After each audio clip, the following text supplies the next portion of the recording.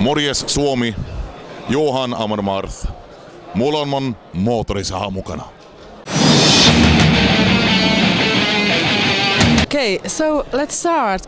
Your new album, it's called Surtur Rising. Did I say it right? That's good. Okay, great. Okay, it will be released in March. So how was the recording process of the album? It was actually the longest time we spent in the studio, but it went really smooth. Actually, we got everything in there that we wanted to try out, and we even got time to try stuff that we didn't keep. So it's that's good. Plus, we also had the chance to take some time off to go to Japan and play a show in Tokyo. So that was a lot of fun. It was your first show in Japan, right? It was, yeah. How was it? Fantastic, I loved it. Yeah, it was brilliant. I bet a little bit different than here, for example. Yeah. I've been to Tokyo before, but this was so much more fun. To play the show with all the crazy Japanese people was fantastic. It was a lot of fun, and try to eat raw squid that was just killed, so the tentacles were moving and all that stuff. Brilliant. So, did this recording process differ from your previous experiences? It was slightly different than what we did on the past two albums because, first of all, Jens, who's been our producer for the past two albums, he changed studios to a smaller one. So it was a bit difficult for us to be there, all of us, all the time. Plus, for me, I moved actually to the same city where the studio is. So I would go home at night, and when there was stuff, when there weren't anything for me to do there, I just wouldn't go in, because just to sit around and do nothing is kind of weird, and I kind of preferred to work on the stuff that I needed to work on at home instead, because then I could kind of focus a little bit more. But otherwise it was kind of similar. We were together in a very focused and good way, and working with Jens is always very tough. He doesn't demand much, only perfection. So yeah. No, but it's kind of tough working with him. But he also gets results, of course. Yeah. So how about musically? Is it differ from your last album? I would say that musically, it's still very much our sound and our style of writing songs and everything. I think the major difference is probably in the production, but we do also have some new elements in the music, and I think we even went a little bit more aggressive than the previous two albums, and I think. I don't know if that has to do with the production and the sound and everything, but I think it kind of goes both ways there. But it was the more aggressive sound and the more angry production was something that we kind of were aiming for from the beginning. That's kind of what we discussed before going into the studio, what we wanted to have. And so it was kind of a key element for us, really. It was different in that aspect, I think. But otherwise, I think we have a way of writing music that we're very comfortable with, and we don't want to change our concept too much. I think it's important for us for the fans, we want. If you buy an Amon Amarth album and you put it in, you should immediately hear it's Amon Amarth.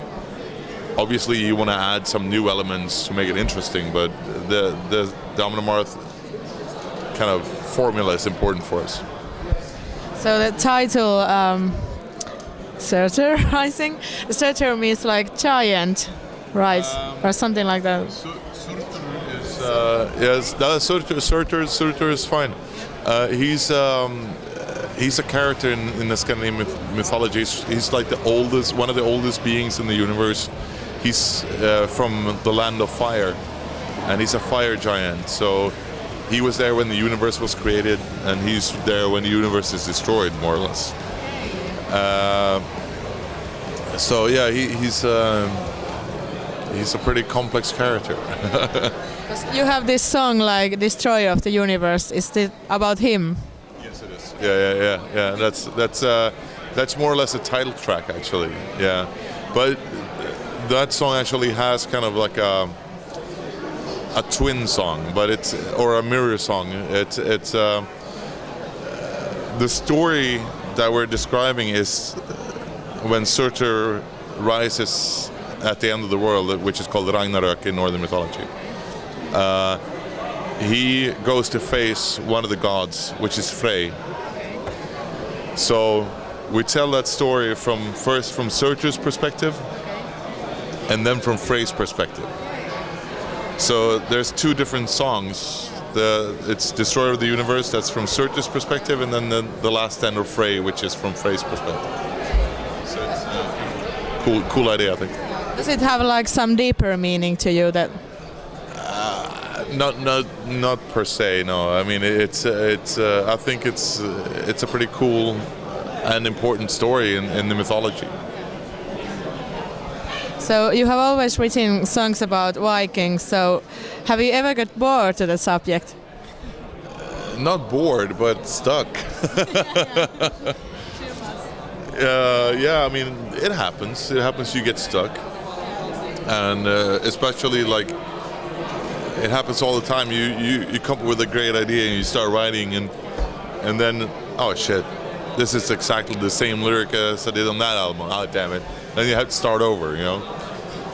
But I take a lot of inspiration from like modern day life anyways, and from like films and books that I read that don't necessarily have to do anything with Vikings, and then I just translate it into a Viking concept. So I use it a lot of times. I just use it as a backdrop for a story I want to tell, or something that I like to discuss.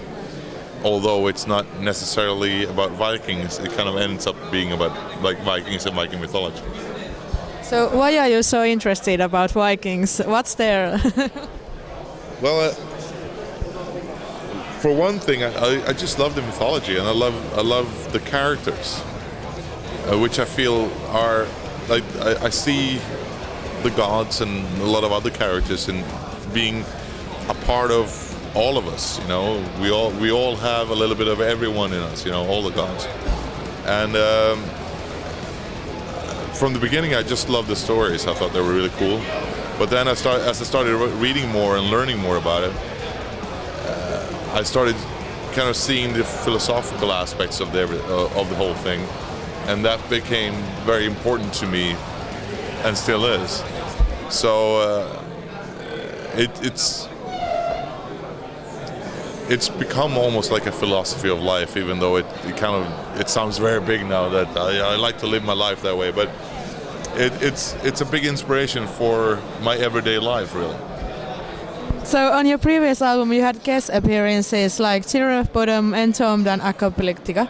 So like two Finnish bands. So do you have any guest appearances on this album? We have some people doing some special stuff on the album, like a few guys doing some strings and all that stuff. But we didn't hire any specific musicians because the ideas didn't really call for it. Whereas on Twilight, the ideas that we had were basically thought of with these musicians, you know. So that's why we kind of had them contribute, or asked them if they wanted to contribute. On this album, it was more like we had the ideas, like of what we wanted, and then getting it. So what's your favorite song of the album, could you say? All of them. No. At the moment, I think actually for a while now it's been A Beast Am I. which I think is it's probably the fastest and most violent song that we've ever written, and I think I just love it. It's just so much energy and aggression in that song. I think it's great. But there's many other songs that are great on the album as well. So it's really hard to pick one above the other. But that song, I think, kind of has the little extra. What kind of future plans you have now from now on? Well, apart from waiting for the release of the album, of course, we're gonna head out on a couple of tours, shorter tours to begin with this spring, April and May, and then we'll see what happens this summer. We're not going to do so many festivals this summer. We're going to save that for next year when we have a 20th anniversary. But then, in fall we're going to do some more touring and all that. So yeah, we're gonna be busy. So thanks you so much for the interview. And do you still have something to say for the viewers of Chaos TV? Well, Finland, look out! Soon we'll be coming to Finland, and you better fucking be there. You know what I'm talking about, eh? Okay, thank you so much for the interview. Thank you.